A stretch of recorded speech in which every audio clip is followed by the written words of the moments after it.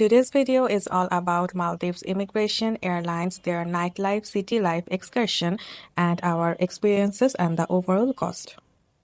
Hello everyone, Assalamu alaikum. So this is Mehreen and today I will try to provide all the important information for those who are planning to visit Maldives. So let's begin from the very beginning. Maldives provides on-arrival visa, but you have to fill up their pre-arrival form before 24 hours of your arriving times. You can book your hotels through Agoda or Booking.com, and you can book your flights through Sri Lankan Airlines, US Bangla Airlines, or Fitzair Airlines. আমরা US Bangla airlines দিয়ে গিয়েছিলাম and ticket 2 months আগে বুক করায় আমাদের cost পড়ে 42,000 টাকা per person. So আপনারা যদি বেশি আগে থেকে টিকিট বুক নাও করে থাকেন তাহলেও কস্ট পড়বে অ্যারাউন্ড 50,000 টাকা পার পারসন US বাংলা এয়ারলাইন্সে। বাংলাদেশে ইমিগ্রেশনে আমাদের অ্যাজ ইউজুয়াল কোশ্চেন্স করা হয় যে কতদিন থাকবো, কবে আসবো, অ্যান্ড কেন যাচ্ছি মালদ্বীপসে। আর মালদ্বীপসে ইমিগ্রেশনে they didn't ask us anything. So after arriving there, firstly we bought our SIM and you can buy their tourist free SIM, but আমরা জানতাম না সেটা কোথা থেকে রিচার্জ করায়। So we bought the normal SIM with 7 days recharge and the cost was $40. So আমরা ফার্স্টে মাফুসিতে যাই অ্যান্ড মাফুসিতে যে হোটেলে স্টে করি সেখান থেকে আমাদের জন্য স্পিড বোট পাঠানো হয় এয়ারপোর্টে আমাদের ফ্লাইট টাইম অনুযায়ী আমাদেরকে পিক করে হোটেল পর্যন্ত নিয়ে আসার জন্য, অ্যান্ড সেখানে আমাদের পার পারসন $25 পে করতে হয়। So মাফুসিতে পৌঁছানোর পরই you will feel that you are in a different world with heavenly nature and we have seen these beautiful birds, but it was very inhuman to me because ওদেরকে ভাবে আউটসাইডে রাখা হয় বৃষ্টির মধ্যেও অ্যান্ড রোদের মধ্যেও।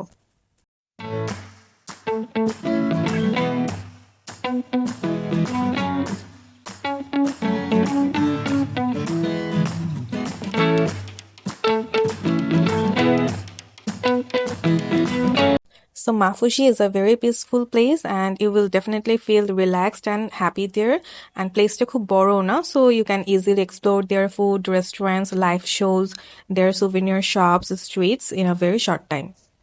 And Mafushi te amader hotel per night cost chilo 10,500 টাকা। I'm begging you. And there are so many adorable cats that you will feel it as an extra blessing in that kind of beautiful surroundings. So you can book your excursion package from the local agents. We booked ours from our hotels excursion packages and the cost was $96 per person. আমাদের day long excursion package included ছিল 2টা বা 3টা জায়গায় stay করে snorkelling করা। Mainly আমরা যেখানে স্টার ফিশ আর আরও কিছু ফিশ দেন কোরাল পয়েন্ট আছে সেই সব জায়গায় স্টে করে স্নোরকেলিং করি। এছাড়াও আমাদের মেইন যেটা অ্যাট্রাকশন ছিল শার্ক পয়েন্টে স্টে করে সেখানে স্নোরকেলিং করা, সেটাও করা হয়। দেন আমাদেরকে স্যান্ড ব্যাংকে নিয়ে যাওয়া হয় অ্যান্ড সেখানে আমরা লাঞ্চ করি।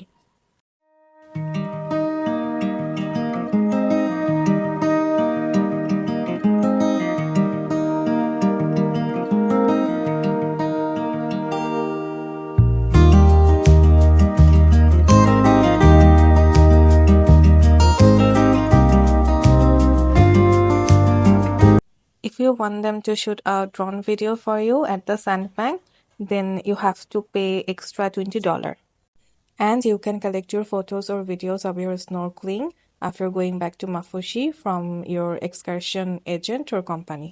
এর পরের দিন আমাদের আদারান প্রেস্টিজ ভাডু রিসর্টে যাওয়ার কথা ছিল। সেখানে আমাদের ডে প্যাকেজের কস্ট পড়তো $170 per person with a room, but unfortunately আর যাওয়া হয়নি because of my severe sickness.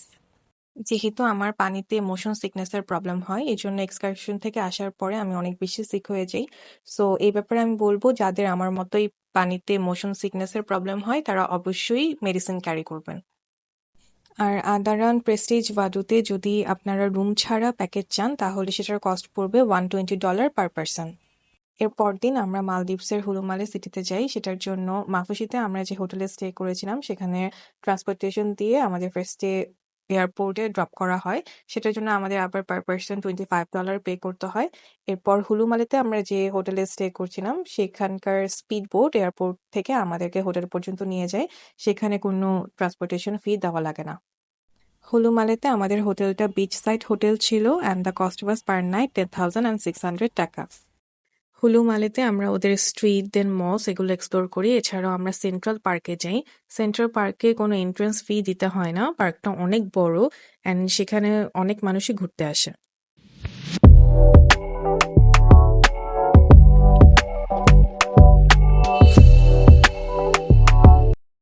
এরপর ওদের ওখানে কি জানি একটা প্রোগ্রাম চলছিল। সো আমরা কিছুক্ষণ দাঁড়িয়ে ওদের ওই প্রোগ্রামটাও দেখি।